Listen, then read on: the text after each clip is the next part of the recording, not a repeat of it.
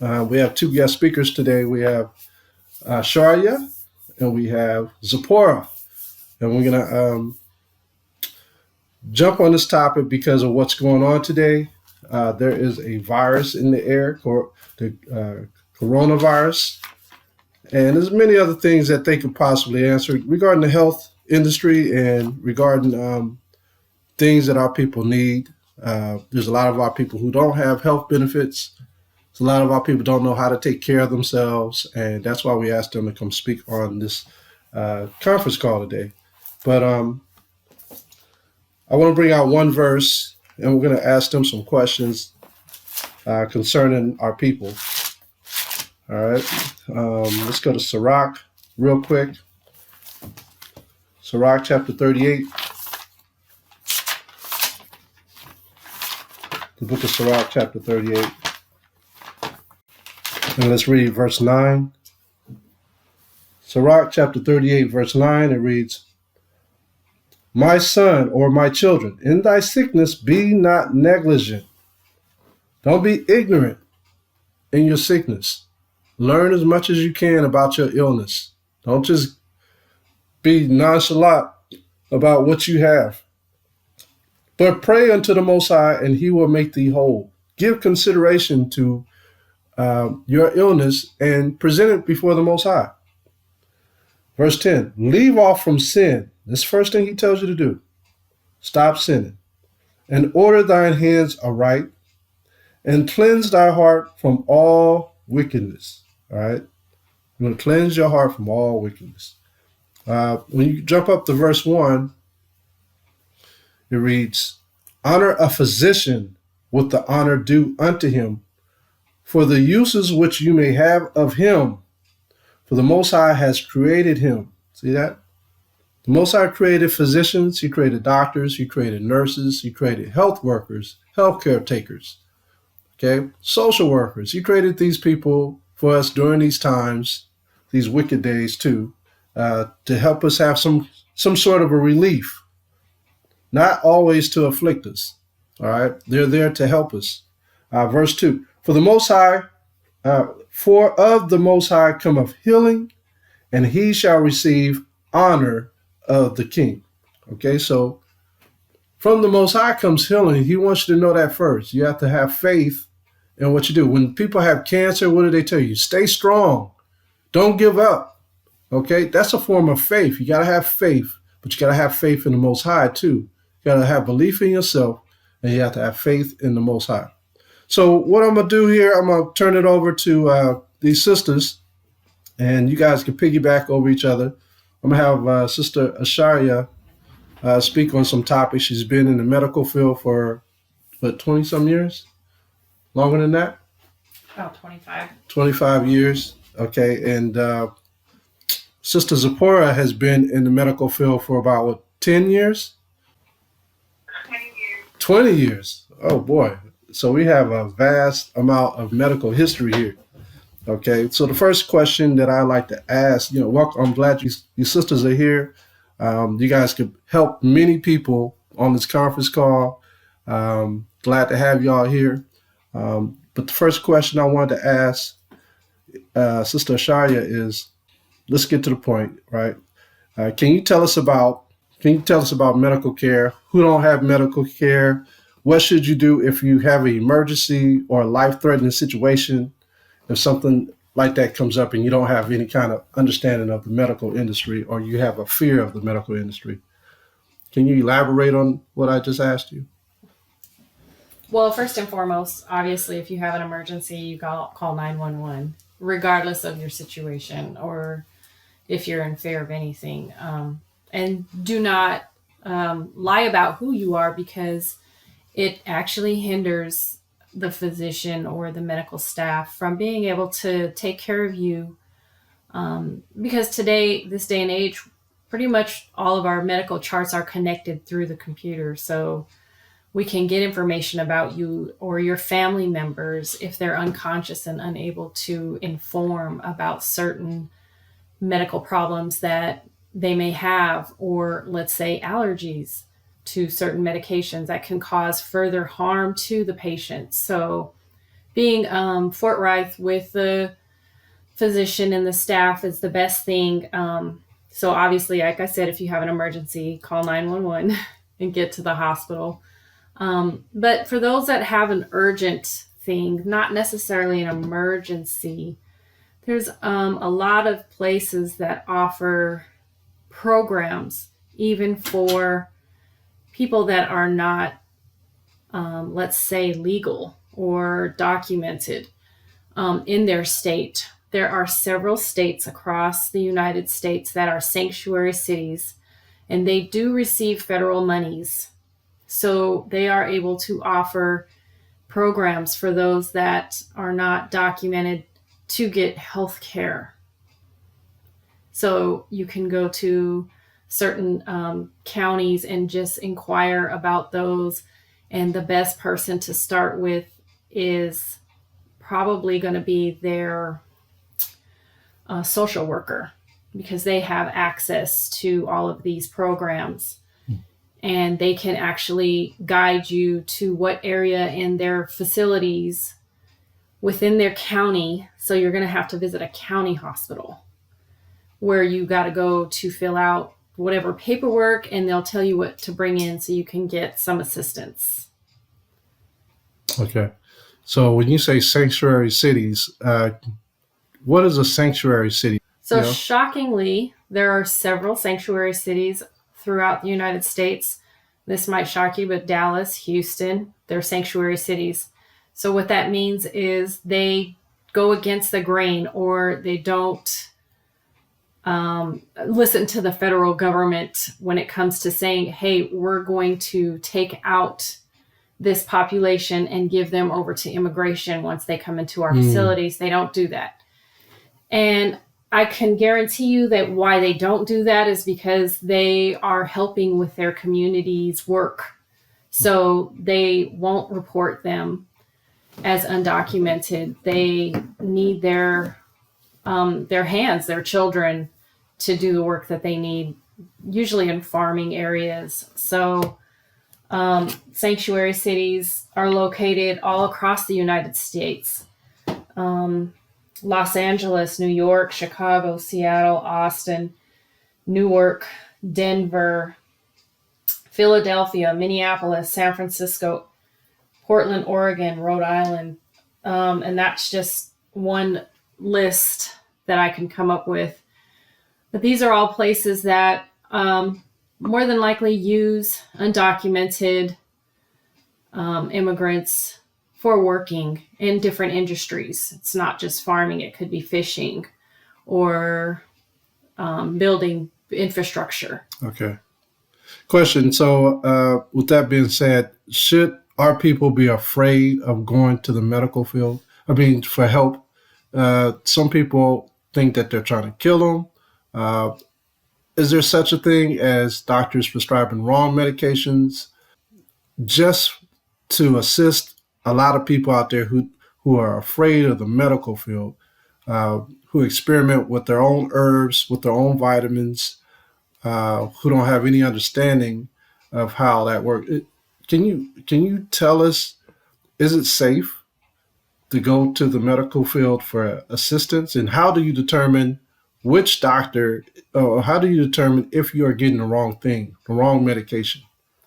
So for the longest time, I've been in the medical field, and I witness a very various and a vast amount of care that is not carried out the same throughout population or gender, or if a person is a certain background, ethnicity, they may be treated differently.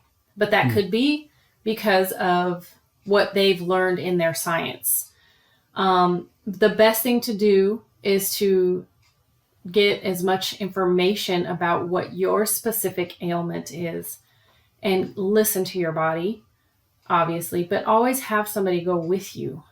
You got to familiarize yourself and maybe a family member so that they can be there to help question. It doesn't hurt to question your provider. Let's say you're allergic to a certain medication, but that medication is something that you really need at this time. And some doctors will dig deeper and find out what kind of reaction did you have, and they will search and find something to supplement what they are needing to give you. But other facilities, they may just say, well, we can't help you. So that's when your family member or yourself, if you're able to speak up and say, I need you to look harder, or what else can we do? Okay. That's also a question I have for Sister Sephora. Can you, because I understand that you deal with a lot of men in the medical field, and men have a lot of woes and a lot of fears about different things in the medical field and won't come into the hospital. Can you elaborate on some of the fears or some of the issues that men have, whether it be prostate problems, whether it be, sexual disease problems? Can you elaborate? 9 times out of 10 is the Much better. unanticipation of what is unknown and not being correctly educated on men's health and the things that you have to look forward to as you get older. So do you see a lot of younger men coming in nowadays, or is it what age bracket do you see having these problems of prostate? We can have men coming in as young as 28, Wow. up until 70. Wow. With, men issues. Yeah, because me and Barzal had known a brother who passed away with the enlarged prostate. He was, so to speak, homeless, but he was in his truth and he passed away. I don't know if he was just afraid to go into the hospitals or whatnot, but what should brothers like that do who don't have benefits and Medicaid? How can they go about getting assistance who have prostate problems? So first and foremost, you will need to locate your nearest social services department, because in general, you will need medical benefits entirely, because 9 times out of 10, you need to be evaluated by your primary care provider. And once that's done, then you're referred to a specialist like a urologist to further that care. Okay. All right. So yeah, I know a lot of brothers who are afraid to explore that area, and a lot of it is ego. A lot of it is men have huge egos, and a lot of it is shameful. So we appreciate whatever you could contribute as far as your information to this conference call, because a lot of brothers need to hear this. You got to understand, a lot of brothers, the information that you sisters have is very valuable. So the more you can elaborate on this is great. Okay. What? First and foremost, the most important thing is to realize that your physical health and your mental health is important, regardless of what you may think or what you may be afraid of. So getting checked out as a male patient, there's nothing to be ashamed of. Men go through it just as women do. And it's important to get checked sooner than later. Because if you wait too long, then 9 times out of 10, there's nothing that can be done to help you. You want to go through less invasive process before you get to the invasive part. So proactiveness, dealing with proactiveness as far as dietary goes, fried foods, is that a bad thing for prostate? Fried foods wouldn't have anything to do with the prostate per se. You definitely want to eat healthy overall for any particular part of the body. Healthy eating is a must, but you just limit your food intake that's bad food. Yeah. Okay, that's very well said. let me move on because women have issues too. They have bladder issues and so forth. What can you say to the sisters out there who have UTIs or bladder infections all the time? What can you say to assist them in preventing that? Who are not educated in that area? Well, as far as women, UTIs, bladder infections, you want to make sure that you have a clean hygiene. You always wipe front to back.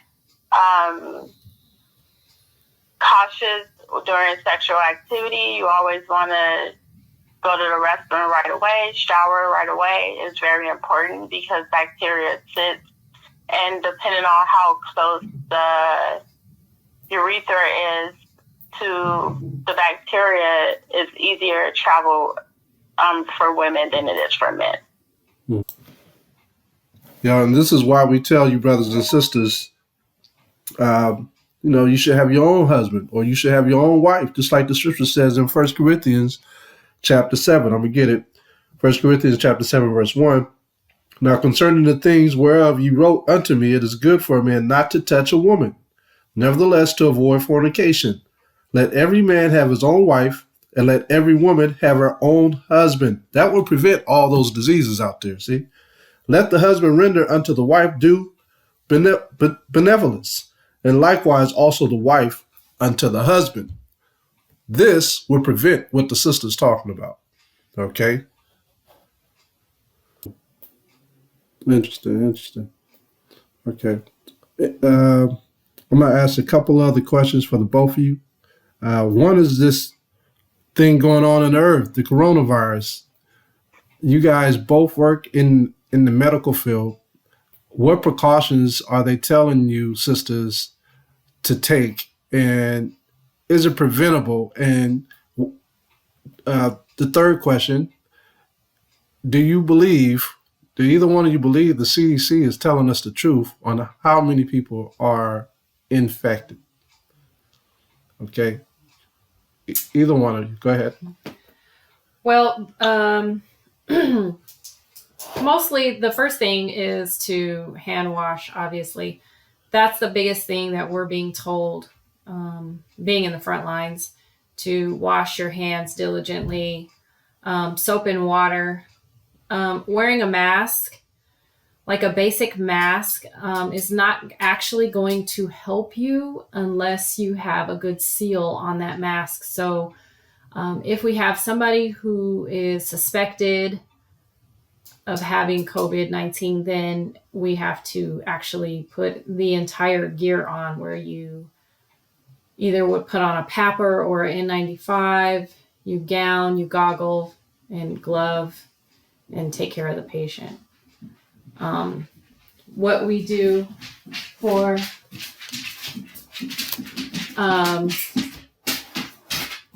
people that are just every day coming in with flu symptoms, we don't necessarily test everybody. We just educate, wash your hands, be mindful of exposure to your children and other people that are actually not that mindful, especially children, because kids don't understand that, their runny nose could contain a viral infection that could actually make grandma really sick. So we just have to educate the community of hand washing and avoiding others at the time that they're ill. And unfortunately, with this virus, I believe that the CDC is just not sure of who has it, because That's what we want to hear right there. Go ahead. Some people are presenting with basic symptoms, and maybe if they've been exposed, they could be carrying it and not that ill, so they're not getting tested. People are not being tested just because they have certain symptoms. It's more of, where have you been? Where have the people around you been? And as you know, we all commute or go to the grocery store. We have no idea where those people have been. So kind of use a little more diligence when you grab that shopping cart. Make sure you grab that Purell wipe first. Wipe it down. Wash your hands. Don't touch your face. A lot of us, sometimes we just grab our face if we feel something on there. Kind of stop yourself and say, wait, let me make sure my hands are clean, because these are all modes of infection where you can contract it or pass it through.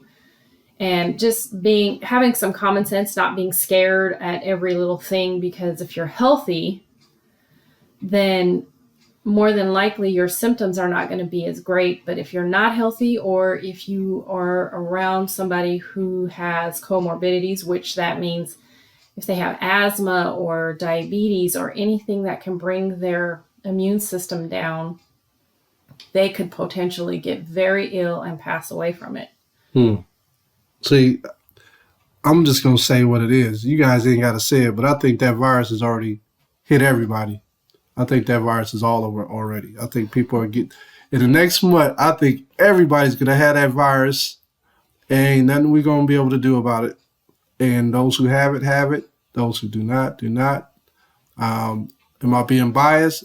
No, because they don't have control over this thing. They haven't even brought forth the test. They're still trying to create a test for it. So if you ask me, I'm not in the medical field, but I would say that it's spreading like wildfire. There's nothing people could do about it, and it's a plague from the Most High. But that's how I feel about it. It's good to hear you guys' take on it and the precautions that are going on. That's very helpful, because a lot of people don't have TVs. A lot of people have only their computers, their cell phones that they listen to, social media. Are there any other questions out there that any of you may want to ask these two?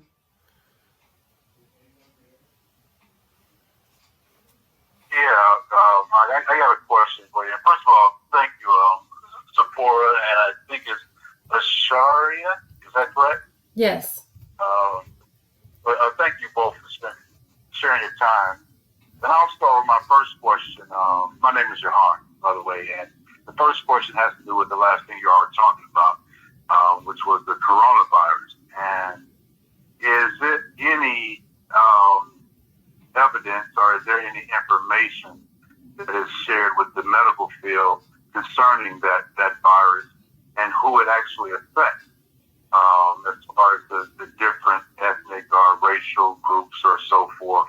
Because I was hearing, the reason why I'm asking this question before you answer is that I have been hearing on a social media level, which could be either positive or negative, but what I've been hearing is that there have not been any confirmed cases of death from this virus of melanated individuals, namely meaning in this area, we're speaking of the Negroes, the certain of the Latinos, so-called Latinos, and the natives.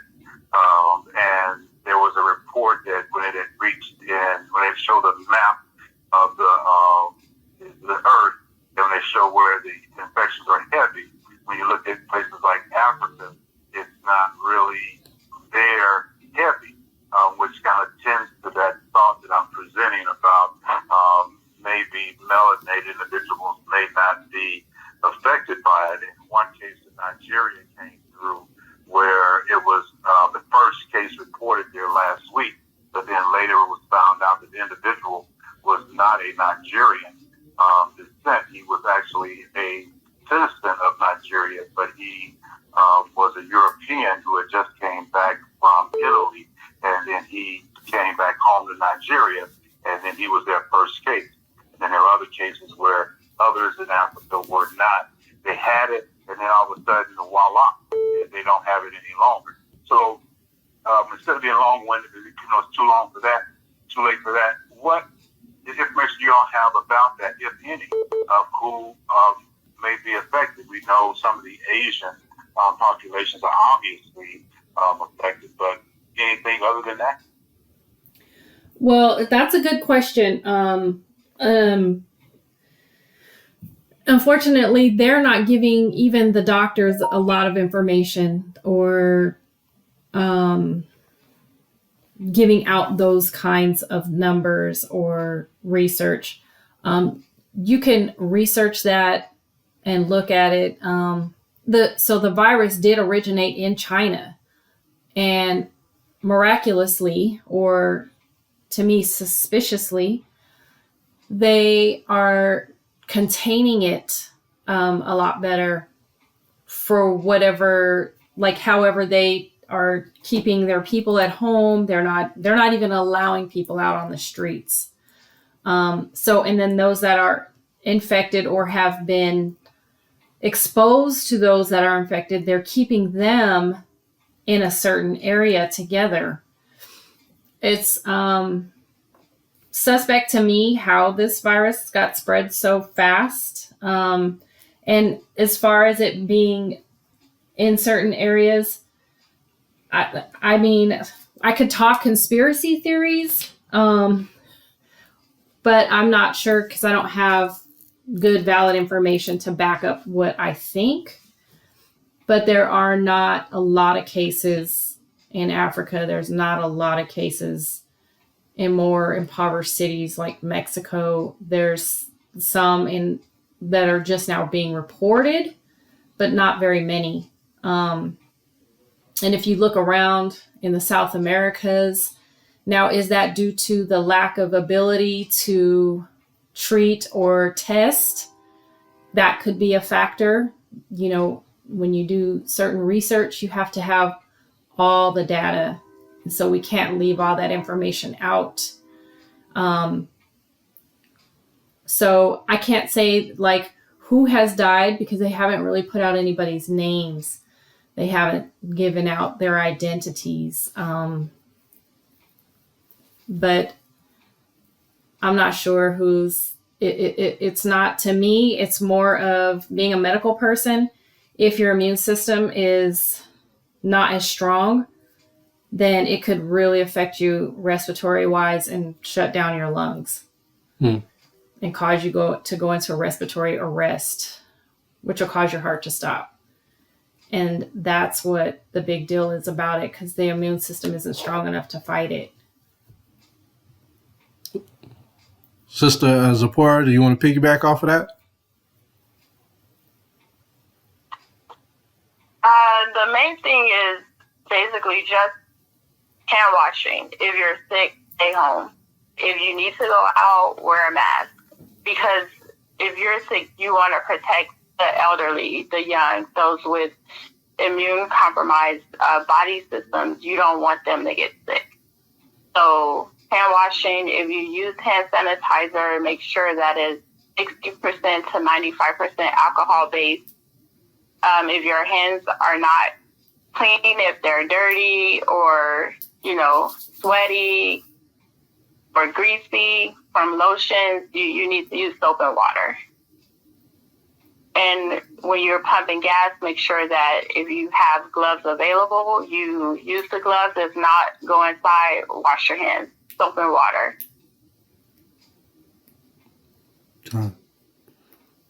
Does that satisfy your question, Ak? Do you have another question? No, that was good. I guess there's going to be a lot of brothers out there with ashy hands over the next couple of months. That's all I can say. Wash your hands. And water. get a really good lotion, because it's going to create a barrier on your skin. Like, don't go out and get a watery based lotion. Get a real good lotion, like a Vaseline type, because that's going to create a barrier on your hand. Vaseline, yeah. Yes. Because you're going to have cracks in your hands, and that leaves you susceptible to other things.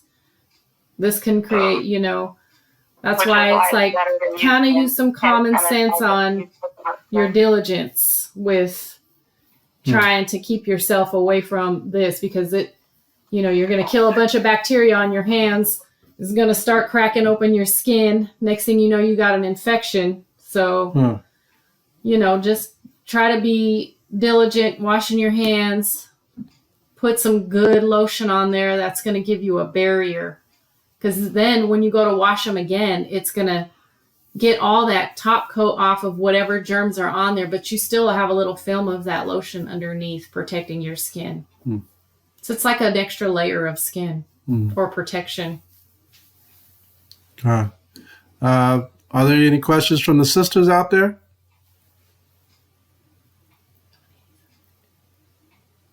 Okay.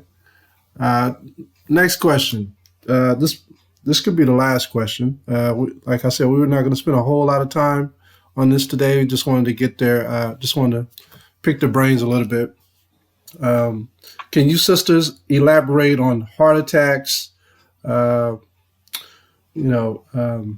other health problems like syphilis, gonorrhea, uh, diseases like that a lot of our people contract. And I heard. I'm not going to tell you. I heard some buffoonery the other day concerning the coronavirus and uh, syphilis and gonorrhea and that and so forth. So buffoonery out there on the streets. A lot of these crackheads don't care. They think one trumps another. Well, But unfortunately, at this time, syphilis is back on the rise, so it's making a comeback. It was really quiet. Gonorrhea, chlamydia, all those types of things are on the rise again. It might be due to the way people live today. They're comfortable, since there's a lot of drugs out there that are protecting people from getting HIV supposedly, or helping them to live longer with HIV and be like T-cell free, or even not having that come up positive in their blood with taking the medications. Then people are living a little looser, but it's just it's unleashing these old diseases that have been around for years that are killing people. And it goes to the brain and it kills people. But there's a lot of treatment for it. wait a minute. You said it goes to the brain. Elaborate on that part. It goes to the brain. Syphilis is a disease that gets into the bloodstream and it travels across the blood-brain barrier. And that's how people pass away from it. Or it could even, it's easily treated. Yeah. But if you have a sore or something in that area, the vaginal area or the groin, you need to get it looked at and make sure it's not syphilis, because it is on the rise. A lot of people are coming up positive. We are testing regularly people for syphilis. Wow. Crazy. You wonder why it's a lot of reprobate brothers out there. I pray brothers are living the way they're supposed to live, keeping these laws, statutes, commandments, and not just being loose out there. Same thing with the sisters. I pray that they're out there doing what's right and not what's wrong. This is a time to stay close-knit at home with your wife or your loved one and not be all over the place. You know what I mean? It's just, this is not the time to be reckless. And the Most High's law, statutes, commandments came on this earth at this time for a particular reason, to protect us from these plagues. So, I just beg of thee and pray that brothers and sisters take care of themselves. You got these two beautiful sisters on the line, giving us more information about the medical field. That's a blessing in itself, that we have people in various fields who have a vast amount of knowledge to give to us, concerning our lives and how to live and how to protect ourselves on this earth as well. Are there any other questions out there? Go ahead, sis. Okay. What about herbals that will help your pancreas if you're stage 2 diabetic, to strengthen it, to get it back circulating the way it was before you had got the diabetes? Did you sisters hear her? Did your sisters hear her all right? I heard her a little bit, but can she speak up a little bit? I couldn't really hear. So what type of herbs can you take for a person that's second stage diabetes to strengthen the pancreas back the way it was or is there? So I think you're probably barking up the wrong tree, because they're in the medical field, so they're dealing with science. If they could elaborate on it, it'd be good. But I think a herbalist would be better. I feel like the what I'm seeing as a trend from a lot of people that do a lot of herbs, and they're focusing a lot on magnesium, and just ensuring that you have enough magnesium. That's actually been a big thing in helping with a lot of different ailments, even in the medical field, that we're using a lot of magnesium. But some people are on magnesium type diets where they have a lot of magnesium in their, they put supplements in their water, or they're taking magnesium supplements. Mind you, you don't want to have too much magnesium in your body. But it's doing a lot more good for a lot of organs. And that's also in research in science at this state. And they're using magnesium a lot more in the medical field to help with certain ailments. So that could be something you think about. And natural ways of getting magnesium. Lemon is one that helps also. And I'm just kind of looking this up for you. So oregano, and that's a big thing too. Oh, that's big. Oregano is really good. A lot of people don't like licorice, but that's really helpful as well. Licorice? Yes. Licorice and dandelion. So those are some things. And type 2 diabetes, sometimes it's unfortunate the pancreas won't kick back in. It just won't start making that insulin. But I think if you're more gentle on it, you taking care of your kidneys and not causing more damage to the pancreas, so therefore not eating the sugars, which is refined stuff. So much refined sugar is really going to activate that pancreas and make it work harder. And that's going to, cause it to not be able to put out that insulin when it needs to. It's just like your heart. It's got a pump. So you don't want to add too much sodium to it, or it's going to pump too hard. It's going to cause you to have palpitations and blood pressure. It's going to be on the rise. That's going to affect your kidneys. So everything is all connected. It's a big circle of life, if you want to think about it. So putting things into your body that are good, and it's hard because there's a lot of things that are in the air that you can feel like you're being organic and healthy, but you're still getting some toxins. So with that being said, you got to have some kind of common sense with what you're putting into your body, and you don't want to put too much of any one thing. Okay. Water. Any other questions? Okay, and another thing, when we look at these ailments and diseases and things that go on in our lives, we have to always go back to the scriptures and recognize what the Most High did for his servants.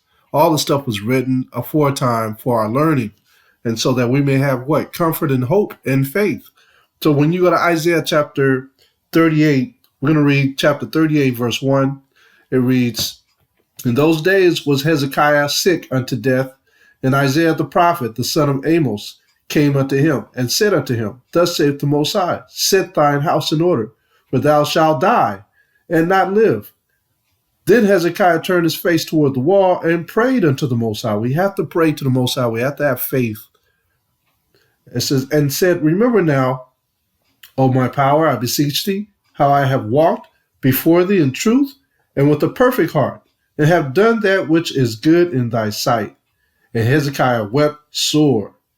Then came the word of the Most High to Isaiah, saying, "Go and say to Hezekiah, Thus saith the Most High Yahweh, the Most High, the power of David thy father, I have heard thy prayer, I have seen thy tears. Behold, I will add unto you your days 15 years. So the Most High could do whatever he wants in this merry-go-round of life. Because what does he tell us all the time? That he is not the God of the dead. He is not the power of the wicked. He is the power of the living. He is the power of the living. He functions in the lively lives of the Israelites and people on this earth. Now let's go to Deuteronomy 28.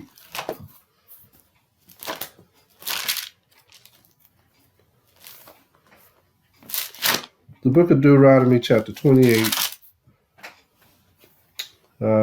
Let's read verse. So Deuteronomy 28 and 59. Deuteronomy 28:59. Then the Most High will make thy plagues wonderful, and the plagues of thy seed, even great plagues, and of long continuance, and sore sickness, and of long continuance. Some of these plagues we're going to be suffering with for a while. The Most High can give you long life, even with the plague, even with the sickness or illness. Be careful what you ask for. Okay? But ask the Most High to restore you. He will restore you if you have faith. Even if it takes going to the medical field and having a doctor assist you. So this is what we're dealing with. And I'm glad the two sisters came on board. I hope they enlighten a lot of brothers and sisters. You know, here at Lions Roar, we can sit here and talk about the coronavirus all day long and come up with assumptions and presumptions of just watching CNN and stuff like that. But it's good to go to the pavement and talk to somebody who's actually working in that field and get more input, get an expert in that field to answer our questions. All right? We got to be smart about this. It's all about a balance. And so this is what we're doing. Take care of your families, you know, protect yourselves. If you, even if we contact the virus, we still got to pray for our family members and for the brothers and sisters we contact with when we congregate with. So, you know, just be careful. That's all we're saying. Be careful, be smart, keep your faith, and follow the Most High by keeping his laws and his son, Yahushua Christ, who was given all power on this earth to do as he please and as he will, regardless of Satan being on this planet. All right, and with that, I'm going to say shalom.